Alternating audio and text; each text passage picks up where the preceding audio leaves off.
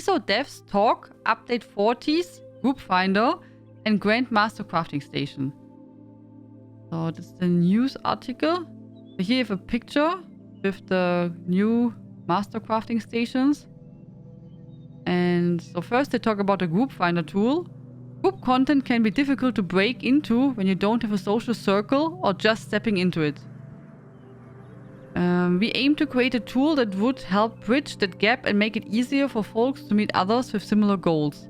This is especially true for the content that requires a group but doesn't have an easy way to find one. Arriving in update 40, the new group finder tool allows you quickly to jump into ESO various activities from trial or dungeon runs, world boss zone tours, or social events like role-playing or fashion contests. So here you can see a picture in case you did not see it yet. How the new group finder works. As the old one is still there, so if you still want to use the dungeon finder and things like that, that's still available. But there's a new group finder where you can also make unique groups and stuff like that. Yeah, it's pretty cool. So, to ensure the group finder covered as many needs as possible, the team started with major content categories that typically require a group, such as dungeons and trials, but they did not stop there. They also included content where players generally group together, even if it's not required. COD and Imperial City are good examples of activities where safety in numbers, as are the game's world bosses and world events. We also looked at activities that may have only small gameplay benefits while grouped, but potentially strong social benefits. You may not strictly need someone to quest or explore with, for example, but it can be more enjoyable with a friend. We also added a custom category to fill in any of the gaps. Because the tool needed to cover these many different activities, the development of the group finder proved to be a complex process for the team. It can be difficult to strike a balance between usability and a wide variety of functionality. With most new features, we look back at similar things we've done in the past, either for learnings or to leverage UI paradigms for it. Build Finder was a common reference point for this feature, since a lot of components are similar. With our UI, we focus on consistency across features so that it can learn so that if you learn it on one place, you have a good idea of how it will work on this new place. Also, I will probably not use this tool often, but I think it's a great addition. And why not? Also, I think it's cool that you know, because many people are maybe too shy to ask in the zone chat or to reply and things like that. And I still remember when I started to play and people posted, for me, weird stuff in the chat. They always wrote something with silver and gold and blah, and I had no clue what they are typing. You know, I had no idea what they mean and what they want, and I was like, all these shorteners they used also in the guild, in the zone chat, and was like, I have no idea what they do, what they type. Yeah, I think back in the days there was for, I don't know why silver and gold anymore. Was there something with the dungeons with silver and gold? I don't remember. But it was a long time ago, and I remember I did not understand what they write. Also for looking for group and all these shorteners they used, I did not know that. And when I first went into the dungeon, I went with friends, and I was level 30-ish. And back in the days, it was before the Tamriel update. And then the problem was that one person went first, and that person was already high level. And then it was terrible. So then we had to restart, and I had to go in first. So everything is level 30. And then I remember, and it was the dungeon in Shadowfen with the Lamias. And yeah, it was my first dungeon. And after that, when I got a bit braver, I tried in the dungeon finder, but that was sometimes difficult. Because when you are new and they have no idea, then people leave and everything like that.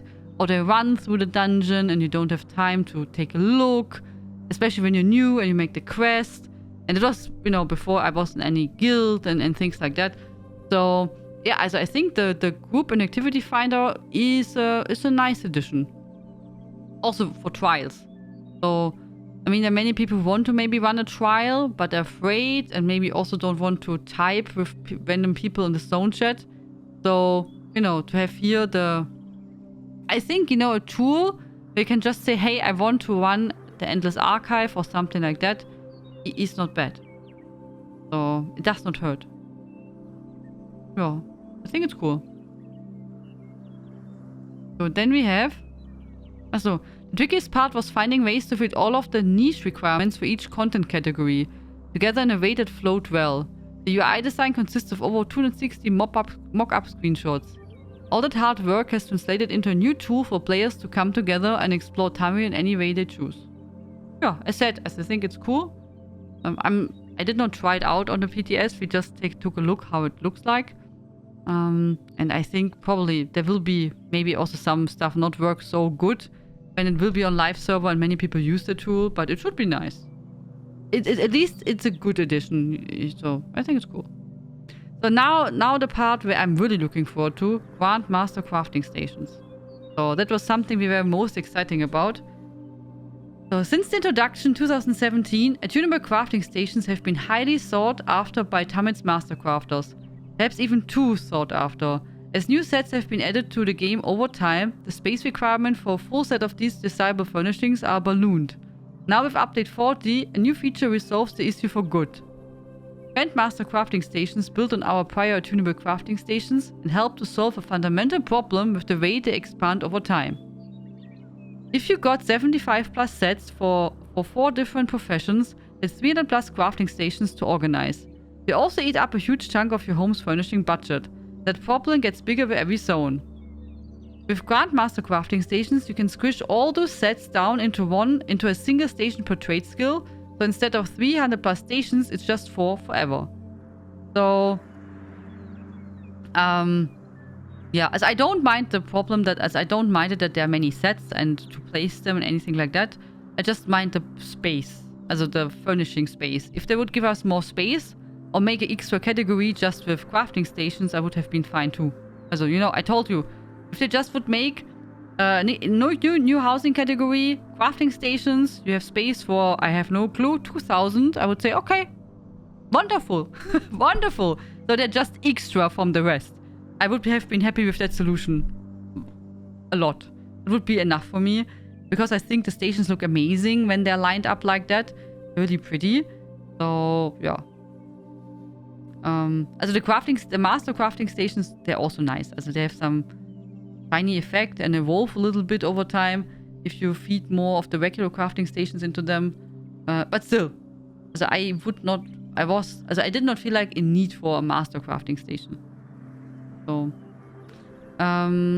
players can feed their attunable crafting stations to Grandmaster crafting stations, giving them access to the function of any consumed station. Of course, getting your hands on these new stations won't be easy, as they require the unsurpassed crafter achievement and significant resources. Grandmaster crafting stations represent the top end of crafting mastery. As such, they have a significant cost associated with them, by still making up a relatively small fraction of overall cost of building a collection of set stations. These are something really special, and they're not something most folks should feel pressure to spend vouchers on early in a masterhood career. For those who do make the journey as the Grandmaster Crafter, the new stations appear visually distinct from regular attunable stations. We wanted people with a large collection of set stations to feel proud when they looked at their station. After some iteration, we landed on a design where the station grows physically more complex at the certain thresholds as you add sets. There are also visual projection of the trade skill symbol above the station once you've unlocked every set.